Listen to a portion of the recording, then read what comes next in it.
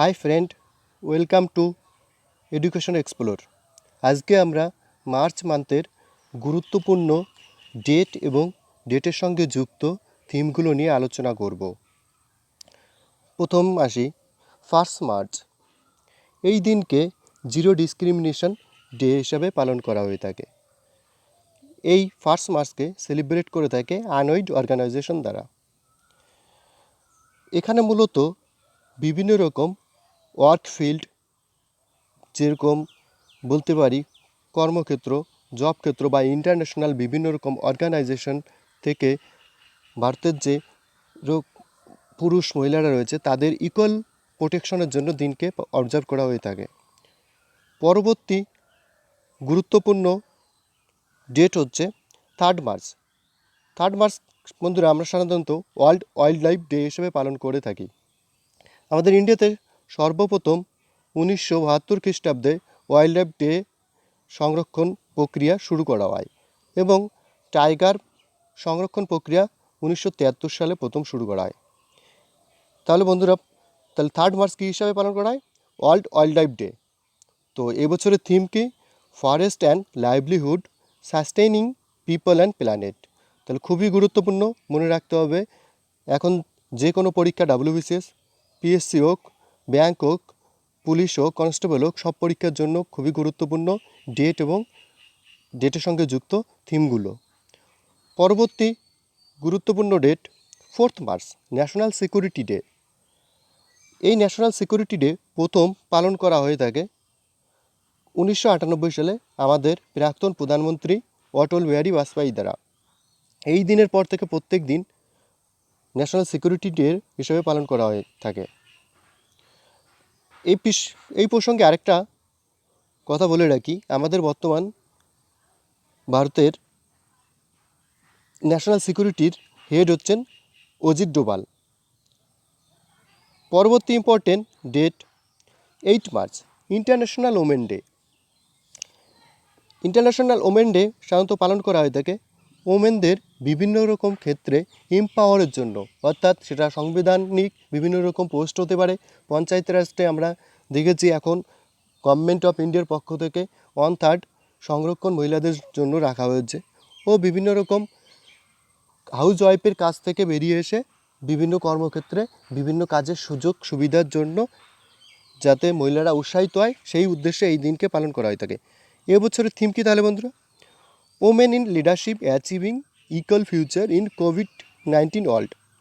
পরবর্তী গুরুত্বপূর্ণ date 11 March. 11 মার্চকে বন্ধুরা ওয়ার্ল্ড কিডনি ডে হিসেবে পালন করা হয়ে থাকে। তাহলে কি 11 মার্চ কী ডে? 11 মার্চকে ওয়ার্ল্ড কিডনি ডে হিসেবে পালন করা হয়ে থাকে। তাহলে ওয়ার্ল্ড কিডনি ডের থিম হচ্ছে kindly health for every one everywhere living well with kidney disease. তাহলে খুব একটা গুরুত্বপূর্ণ প্রশ্ন, সবাইকে মনে রাখতে হবে এটা। পরবর্তী গুরুত্বপূর্ণ ডেট 15 মার্চ। 15 মার্চে ওয়ার্ল্ড কনজিউমার রাইট ডে হিসেবে পালন করা হয়ে থাকে। ওয়ার্ল্ড কনজিউমার রাইট অর্থাৎ উপভোক্তারা যাতে কোনো রকম প্ররোচনার শিকার না হয় বা কোনো রকম কিছু কিনতে গিয়ে যদি তার বিহেভিয়ার হয়ে থাকে, সেক্ষেত্রে বিভিন্ন রকম গভর্নমেন্টের কনজিউমার ফোরাম রয়েছে, সেইখানে সে বিভিন্ন রকম কল বা ইমেলের মাধ্যমে তার সমস্যা জানাতে পারে। তো কনজিউমার রাইট ডে কবে পালন করা হলো? 15 মার্চ। তো এবছরের থিম কি? Tackling plastic pollution. পরবর্তী গুরুত্বপূর্ণ ডেট ন্যাশনাল ভ্যাকসিনেশন ডে। তাহলে ন্যাশনাল ভ্যাকসিনেশন ডে কবে পালন করা হয়? 16 মার্চ। তাহলে মনে রাখতে হবে ন্যাশনাল ভ্যাকসিনেশন ডে কবে পালন করা হয়? 16 মার্চ। প্রথম ন্যাশনাল ভ্যাকসিনেশন ডে কবে পালন করা হয়েছিল? 1995-তে। এটা খেয়াল রাখতে হবে। ন্যাশনাল ভ্যাকসিনেশন বা ভ্যাকসিনেশন কেন পালন করা হয়? আমাদের শরীরে রক্ত একটা গুরুত্বপূর্ণ জিনিস।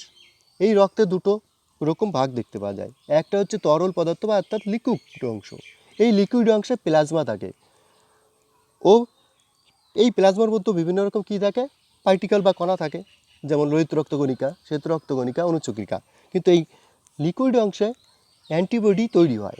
তার শরীরে কোনো রকম ভাইরাস বা জীবাণুর যদি আক্রান্ত হয় বাইরে থেকে, তাহলে তার বিরুদ্ধে কী তৈরি হবে? শরীরে একটা অ্যান্টিবডি তৈরি হয়।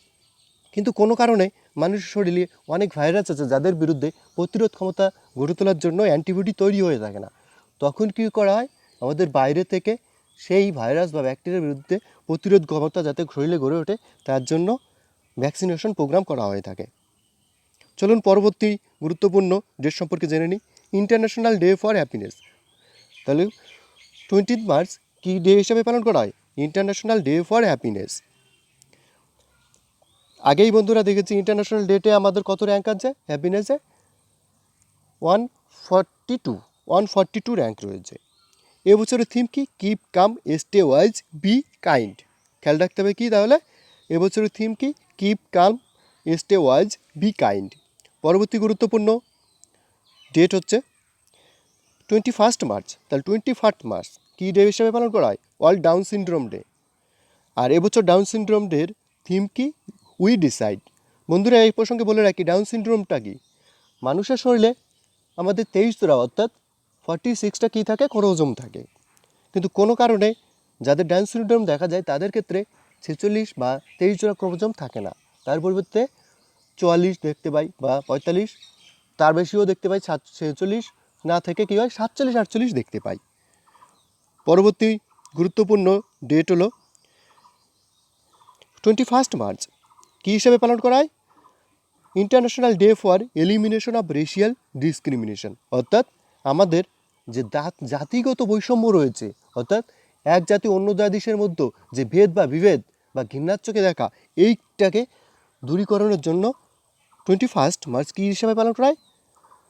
রেশিয়াল ডিসক্রিমিনেশন ডে হিসেবে পালন করা হয়। এবছর আমাদের কী theme? Youth standing up against racism.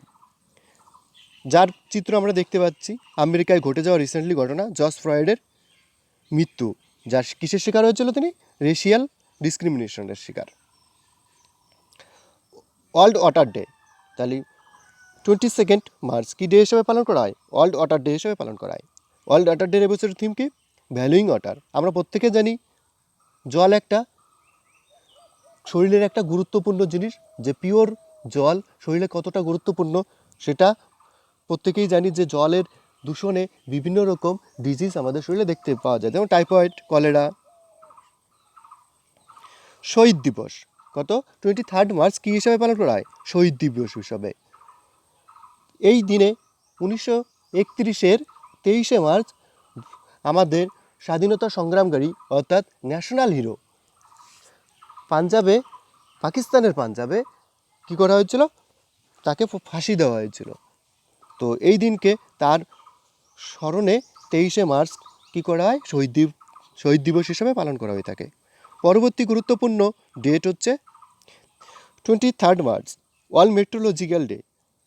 World meteorological সাধারণত আমাদের পৃথিবীর চারপাশে কী থাকবে? একটা বায়ুমণ্ডলের স্তর থাকে, সেই স্তরের সংরক্ষণ যাতে সঠিক থাকে, অর্থাৎ সেই স্তর যাতে এমনভাবে গঠিত থাকে সূর্য থেকে যে অতিবেগুনি রশ্মি সেটা না আসতে পারে। অর্থাৎ এটা কে রক্ষা করে? আমরা জানি আমাদের কী আছে, পৃথিবীর সবচেয়ে কাছের স্তর কে আছে? ট্রপোস্ফিয়ার। তারপরে কে থাকে? স্ট্র্যাটোস্ফিয়ার।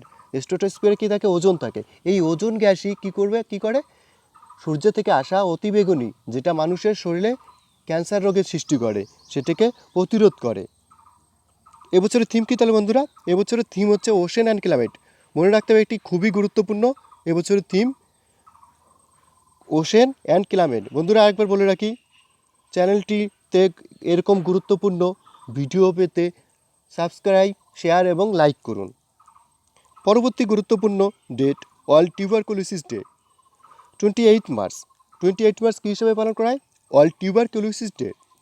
এবছর এটা কী theme? The clock is ticking. এ সঙ্গে আরেকটা গুরুত্বপূর্ণ কথা বলে রাখি, ওয়ার্ল্ড টিউবারকুলোসিস ডে আমাদের 2030 সালে পুরোপুরি এলিমিনেট করার টার্গেট রাখা হয়েছে। Thank you.